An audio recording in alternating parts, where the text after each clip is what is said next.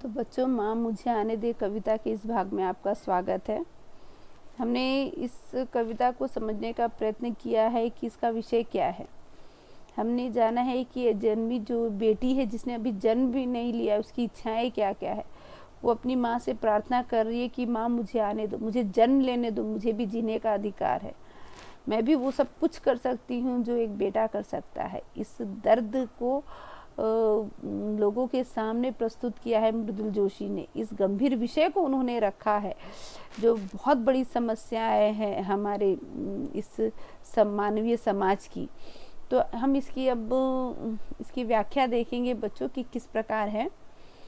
अजन्मी बेटी जो अपनी माँ से कहती है, माँ माँ मुझे आने दे, डर मत आने दे। वो अपनी माँ को समझाती है कि माँ मुझे जन्म लेने दो, तुम डरो नहीं, तुम्हें डरने की ज़रूरत नहीं है। फैलूंगी तेरे आंगन में हरियाली बनकर, मैं तुम्हारे आंगन में हरियाली बनकर फैलूंगी, अर्थात तुम्हारे आंगन को खुशियों से भर दूंगी, तुम्हारे घर को मैं खुशियों से भर दूंगी।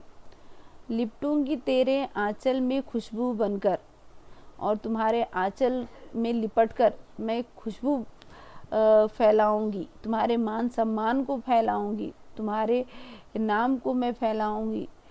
वह अपनी माँ से कहती है कि मुझे आने दो, मैं तुम्हारे मान सम्मान को बढ़ाऊंगी, तुम्हारे घर को खुशियों से भर दूंगी। मेरी किलक और ठुमकते कदमों में घर का सन्नाटा बिखर जाएगा। यानी जो बच्चे जब छोटे होते तो उनकी हंसी से घर गूंज उठता है, उनके पैरों के जो आहट होती है उससे एक अलग ही खुशी महसूस होती है। तो वो क्या कहती है, मेरी हंसी और मेरे कदमों की जो आहट है, उससे घर में जो उदासीपन है, जो सन्नाटा सा छाया हुआ है, वो खत्म हो जाएगा, वो उदासी दूर हो जाएगी। जो पसरा है पिता के दंभ, भाई की उद्दंडता के कारण सदियों से, यानी पिता का अभिमान जो फैल गया है, जो व्यर्थ हो गया है, जो बदनाम हो गया है। क्यों बदनाम हो गया? भाई की उद्दंडता मतलब अक्खड़पन के कारण, उसकी निडरता के कारण, यानी जो कई सालों से भाई के कर्मों के कारण जो चोट पहुंची है पिता के अभिमान को, उस अभिमान मान सम्मान को मैं वापस ले आऊंगी। पोंछ दूंगी अंधेरा जो तेरे माथे की सिलवटों में सिमटा है। मैं सिलवटे, माथे की सिलवटे में ये जी इस प्रकार की झाइयाँ जो आ जाती है, जो अंधेरापन यहाँ पर छा जाता है, तो इसका अर्थात होता है चिंताएं। ठीक है ना। तो वो क्या कहती, मैं तुम्हारे जिंदगी में जो अंधेरा छाया है, जो चिंता रूपी अंधेरा छाया हुआ है, उस अंधेरे को मैं प्रकाश से भर दूंगी, उस सिलवटों को मैं हटा दूंगी, उस तकलीफों को मैं दूर कर दूंगी। कभी कभी झर जाता है ओस की बूंदों सा आंखों की कोरों से। कभी कभी क्या होता है, तुम्हारी आंखों से जो है आंसू बहने लगती है, आंखों के किनारे से जो है वो आंसू बहने लगते हैं, दुख के आंसू छलक उठते हैं। आने तो दे, धुल जाएगा सारा का सारा रुखिला एहसास। यानी तुम मुझे आने दो, जो तुम्हारे जीवन में जो उदासी चाहिए, जो रफनेस है, जो एक अलग सा रूखापन है, उस एहसास को मैं दूर कर दूंगी जब तुम मुझे आने दोगी। तो अकड़ीला मिजाज जो चिपका है घर की सारी दीवारों, बंद दरवाजों, खिड़कियों में, और ये पूरे घर में, दरवाजों में, खिड़कियों में, ये जो व्यर्थ का अभिमान चिपका हुआ है, उस व्यर्थ के अभिमान को मैं सत्य का अभिमान बनाऊंगी। मैं अपने कर्मों के द्वारा उस अभिमान को जिंदा रखूंगी। ठीक है। तेरी आंखों में तैरते समुंदर, ये आसमान के अक्स। माँ, मैंने तुम्हारे आंखों में समुंदर जैसे के और आसमान के जैसे विशाल परछाई को देखा है, दुखों की परछाई को देखा है मैंने तुम्हारी आंखों में, कि तुम्हारी आंखों में कितना दर्द भरा हुआ है, कितना तकलीफ है। तो यहाँ पर देखो, समुंदर जो है वो असीमित है, और आसमान जो है वह भी असीमित है, जिसका किनारा हमें दिखाई नहीं देता, समुद्र का किनारा दिखाई नहीं देता है। एक तरफ बैठे तो ऐसा लगता है कि जैसे पूरी दुनिया समुद्र से भरी है, आसमान का कोई छोर नजर नहीं आता। उसी प्रकार यहाँ अजन्मी बेटी जो अपनी माँ से कहती कि तुम्हारे दुखों का कोई अंत नजर नहीं आता, माँ मुझे एक बार मुझे आने दो, मैंने समुद्र और आसमान जैसे विशाल दुखों को तुम्हारी आंखों में महसूस किया है, तुम्हारे दर्द को मैंने जान लिया है। माँ माँ जा सकती हूँ मैं दूर पार उस झिलमिलाती दुनिया में। माँ मैं दूर जा सकती हूँ, बहुत दूर जा सकती हूँ, जहाँ चमकीली दुनिया है, जहाँ सपनों को पूरा करने के रहस्य छिपे हुए, उन रहस्यों को खोज कर ला सकती हूँ। उस चमकीली दुनिया से मैं तुम्हारे सपनों को पूरा करने की वस्तुएं ला सकती हूँ, तुम्हारी इच्छाओं को पूरा कर सकती हूँ, ला सकती हूँ वहाँ से चमकीले टुकड़े तेरे सपनों के, यानी तुम्हारे सपनों को पूरा करने की शक्ति ला सकती हूँ, तुम्हारे सपनों को पूरा कर सकती हूँ। समुद्र की लहरों के थपेड़ों में ढूंढ सकती हूँ मैं मोती, सीपी और नाविकों के किस्से। यानी जिस प्रकार एक समुद्र की जो लहरें होती है, उसके बड़े बड़े थपेड़ों को किस प्रकार एक नाविक जो है कई लहरों को सामना करता हुआ वो लड़ता है अपने जीवन के लिए, और अपने जो जिस चीज़ के लिए वो मोतियों के लिए प्रयत्न करता है, वो मोती प्राप्त करता है कई कठिनाइयों का सामना करते हुए। उसी प्रकार मैं भी अपने जीवन में कई कठिनाइयों का सामना करूंगी, कई मुश्किलों का सामना करूंगी, और तुम्हारे जीवन को खुशियों से भर दूंगी, तुम्हारे सपनों को पूरा करूंगी। कर सकती हूँ माँ मैं सब कुछ जो रोशनी सा चमकीला हो। माँ मैं वो हर काम कर सकती हूँ जिसमें रोशनी है, जिसमें मान सम्मान है, वो सभी काम मैं कर सकती हूँ जो रंगों सा चटकीला हो। जो जिस प्रकार रंग जो है वो चटक होते हैं, उसी प्रकार तुम्हारे जीवन को भी मैं खुशियों से भर दूंगी। पर आने तो दे, डर मत माँ मुझे आने दे, यानी तुम डरो नहीं माँ, मुझे आने दो।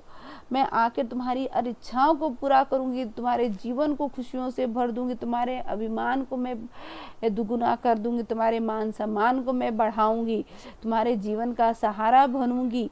बस तुम मुझे एक बार जन्म लेने दो, आने दो। मैं हर इच्छाओं को पूरा करने का सामर्थ्य रखती हूँ, मैं हर इच्छाओं को पूरा कर सकती हूँ। बस मुझे एक बार मौका मिलना चाहिए, मुझे एक बार मौका मिले तो मैं बहुत कुछ कर सकती हूँ, मैं बहुत कुछ करना चाहती हूँ, मैं जीना चाहती हूँ, मैं इस धरती पर आना चाहती हूँ।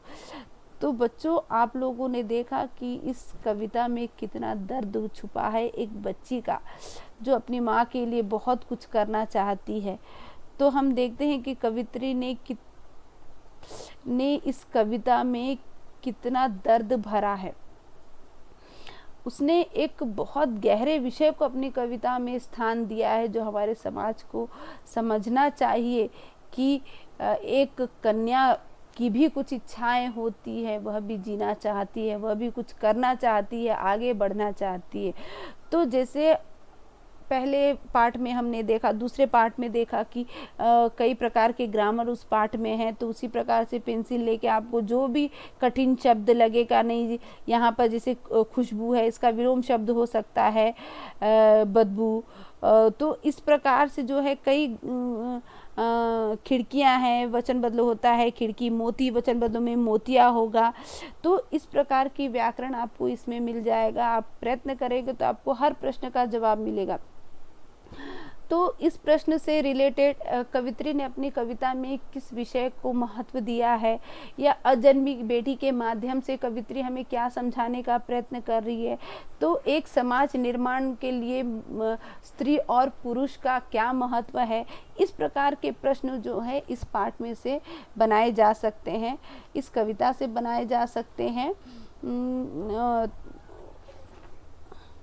इसके अलावा जो है कविता का सारांश लिखिए, ये हो सकता है। इसके ऊपर पोस्टर आ सकता है, इसके ऊपर कर पत्र आ सकता है, विज्ञापन आ सकता है, बेटी बचाओ बेटी पढ़ाओ इस विषय पर विज्ञापन तैयार कीजिए। हमारी जो भारत सरकार जो है उसने भी कई लड़कियों के लिए योजनाएं निकाली है, जिससे मतलब लोगों को प्रोत्साहित किया जाए। जब बच्ची पैदा होती है तो उनको कुछ पैसे भी दिए जाते हैं, कुछ सामान भी दिया जाता है। सरकार अपनी तरफ से पूरी ईमानदारी से अपना कार्य निभा रही है। बस समझना है हम आम लोगों को समझना चाहिए कि जीवन में लड़की का क्या महत्व होता है। पुत्री का क्या महत्व होता है, पत्नी का क्या महत्व होता है, एक बहन का क्या महत्व, एक बीवी का क्या महत्व होता है, जिनके अभाव में हम जीवन की कल्पना भी नहीं कर सकते। एक समाज को छोड़िए, आप एक परिवार की हम बात करते हैं, एक परिवार में अगर केवल पिता होता है तो वो ठीक तरीके से अपना काम नहीं कर सकता, वो घर संभालेगा या बाहर अपना काम देखेगा।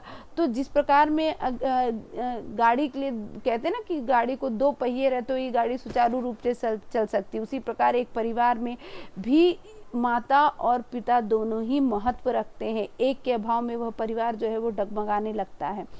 तो मैं उम्मीद करती हूँ बच्चों तो कि ये कविता आपको समझ आ गई होगी। अगर आपको नहीं समझ में आई, आपकी कोई भी शंका है तो आप कमेंट्स में लिखकर मुझे बताइए, मैं आपके प्रश्नों के समाधान करने का प्रयत्न करूँगी। धन्यवाद।